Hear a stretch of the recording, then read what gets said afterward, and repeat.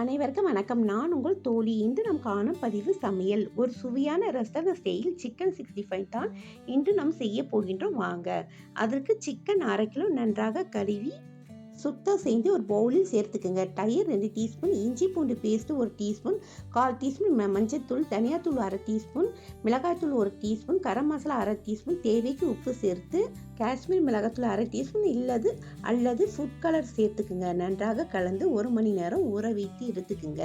Cornflour 1 table spoon சேர்த்து நன்றாக கலந்துக்குங்க. ஒரு கடாயில் எண்ணெய் விட்டு காய்ந்த பிறகு மீடியம் ஃப்ளேமில் வைத்து சிக்கனை எடுத்து ஒன்றாக சேர்த்து நன்றாக சிவந்த பிறகு எடுத்துக்குங்க. இந்த சிக்கன் 65 ரொம்ப ஜூசியாக டேஸ்டாக இருக்கும். வெங்காயம் நறுக்கி பரிமாற குழந்தைகளுக்கு கொடுங்க. குழந்தைகள் முதல் அனைவரும் ரொம்ப விரும்பி சாப்பிடுவார்கள். சாம்பார் சாதம், ரசம் சாதம், தயிர் சாதம், பிரியாணி, வெரைட்டி ரைஸுக்கு ரொம்ப பொருத்தமாக இருக்கும். ஈவினிங் ஸ்நாக்ஸாக கூட இதை சாப்பிடலாம். நன்றி.